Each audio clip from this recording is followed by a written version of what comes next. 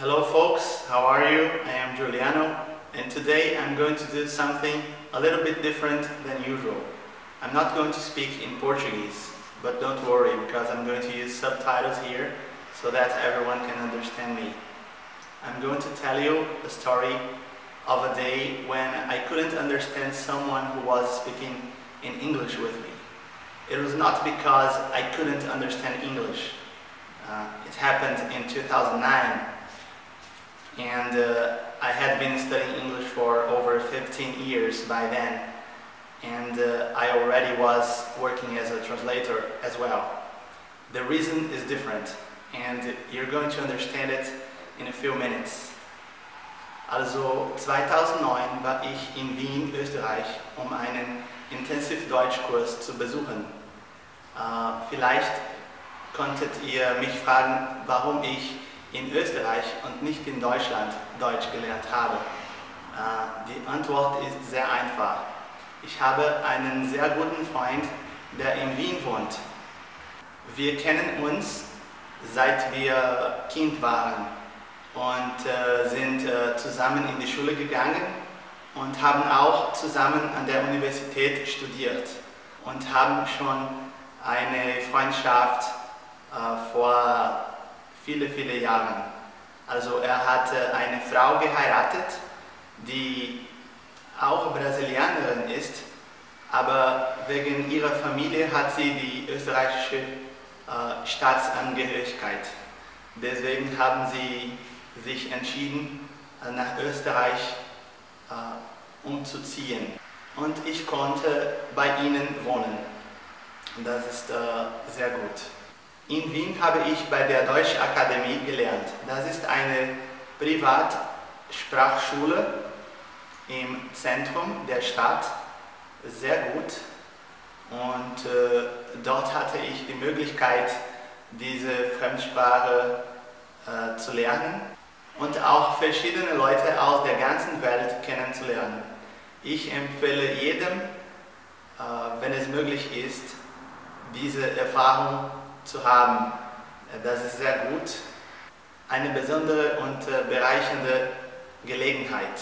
Also, eines Tages während des Unterrichts habe ich einen Anruf bekommen. Und ich glaube, dass in diesem Moment machten wir irgendeine Übung und ich konnte, wenn ich wollte, aus dem Klassenzimmer hinausgehen, um ans Handy gehen.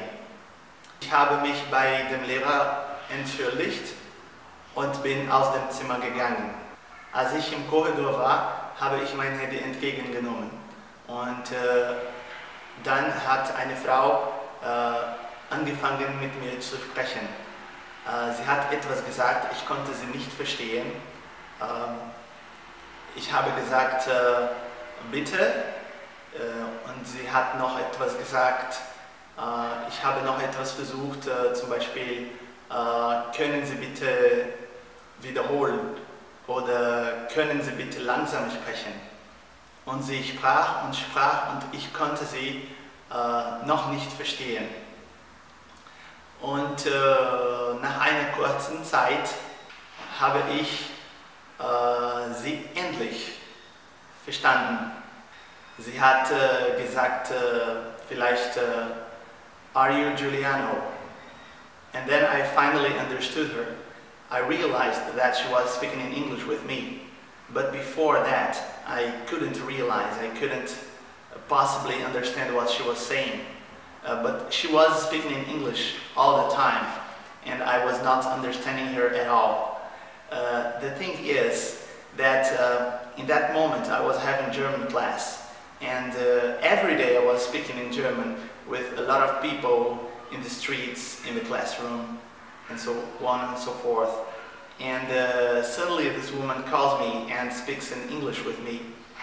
And I was expecting in that moment someone to speak in German with me. That's why I couldn't understand her. That was a very funny situation. That woman was calling me from London because a few weeks before that I had looked for an apartment in London because I was in Vienna with my wife and we wanted to live for a few months in London.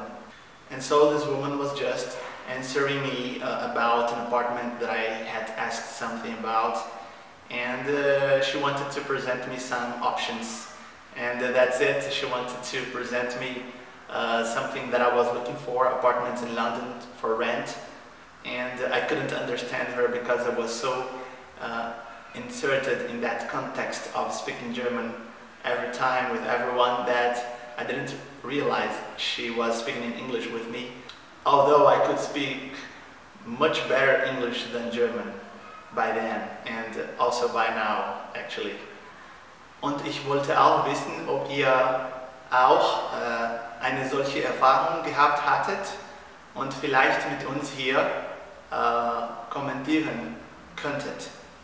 Und das wäre sehr schön. I hope you liked this little story of mine, and auf Wiedersehen, bis zum nächsten Mal.